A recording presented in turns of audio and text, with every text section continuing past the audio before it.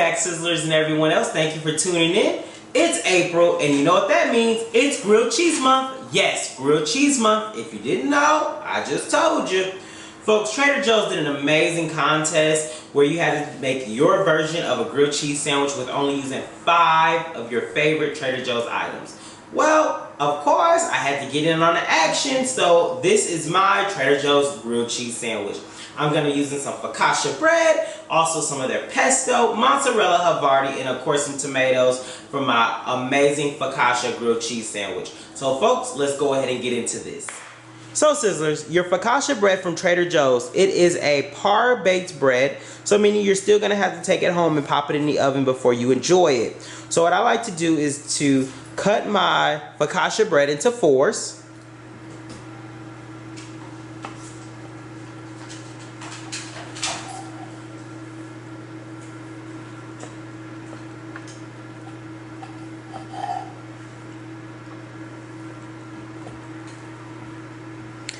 And then from there, I'm going to take each 4th and cut it in half so we can make a grilled cheese.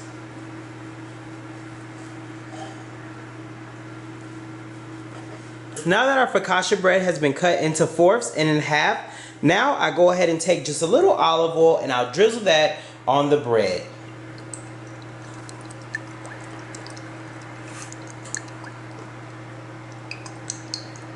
Alright, perfect. Now it's time to go ahead and put that bread in the oven, 450 degrees, for about 6 minutes. So Sizzlers, while our bread is in the oven baking, now is the perfect time to go ahead and start cutting our tomatoes. So let's go ahead and start slicing those.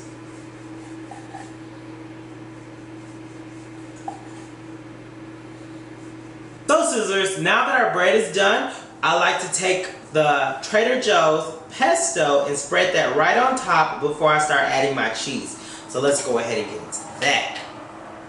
So normally what I do is I'll take maybe about a tablespoon and I'll take that and I'll spread that on both sides of the bread. So not a lot of pesto goes onto this, but just enough to evenly spread on the sandwich. So 1 tablespoon for both pieces of bread. So after you spread that pesto, next it's time to go in with your mozzarella. And I like to take about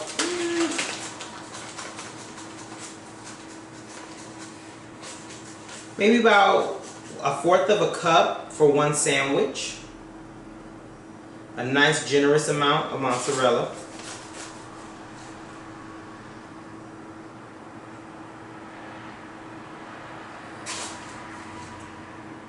Now, of course, one side is going to be the side that gets a little lighter cheese, because that's going to be the side that I'm going to lift and close the sandwich with. And I'll show you here in a second. Next, it's time for our Havarti cheese. The Havarti cheese is just so good. It's a nice melting cheese. So 1 sandwich gets 1 piece of Havarti. I split the Havarti in half and lay each half on each half. So now that your mozzarella and Havarti is on the bread, now it's time to go in with tomatoes. Now, I'm only putting tomatoes on 1/2 of the bread because, of course, the other half is going to close the sandwich.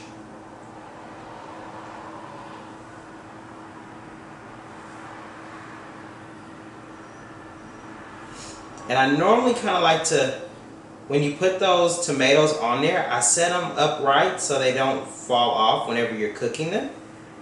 And that'll be perfect, just like that. And I normally just put enough on there to just fill the sandwich with the tomatoes.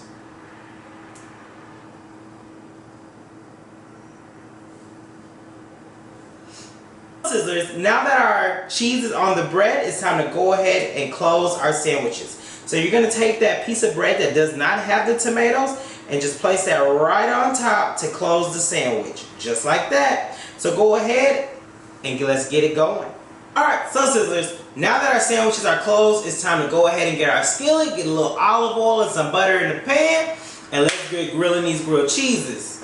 So scissors, now that our butter is fully melted, it's time to go ahead and add our sandwiches. And you're just going to cook them on that medium heat.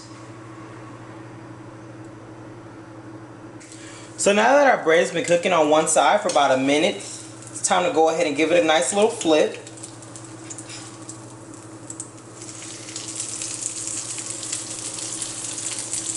So after you flip your bread, we're going to go ahead and let it cook for another 2 minutes.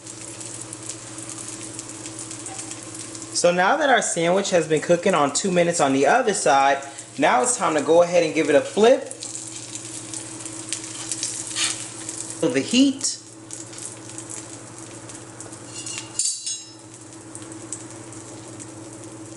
We're going to give it one more flip.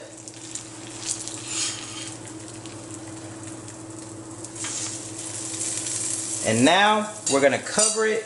We're going to go ahead and tint it with some aluminum foil after you kill the heat.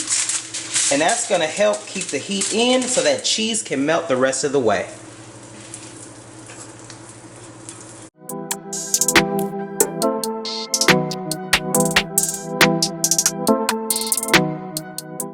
Alright scissors, so that's how I make my focaccia grilled cheese sandwich. And folks, you already know before we go what we do. So it's time to go ahead and dive into this good old grilled cheese. Folks, I'm just going to take this knife and I'm just going to cut right up in half of this sandwich. Ooh, yes. And for the moment of truth, yes baby, look at that. Yes honey. Ooh-wee. Folks, I see that pesto with that good cheese in there. Yes. Let's go ahead and have a good old bite of this grilled cheese sandwich. Let's just dive into it.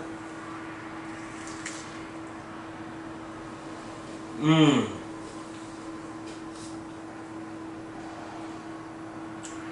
Folks, I tell you, there's nothing like having a good old grilled cheese sandwich.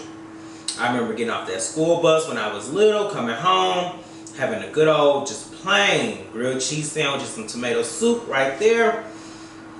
That was a perfect whenever it's lunchtime, you call in, call out of work, call out of school, you're sick, not feeling good, make you a good old grilled cheese sandwich with that tomato soup, and whew, it's so good. But folks, this right here is so good. Hold on.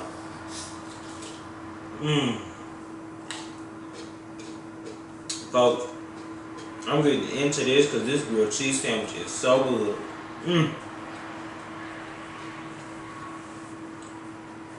But anyway, folks, thank y'all so much for tuning in. Make sure you like, comment, and subscribe down below. And I'll see you on next episode of Sauteing with Sparks. Bye-bye.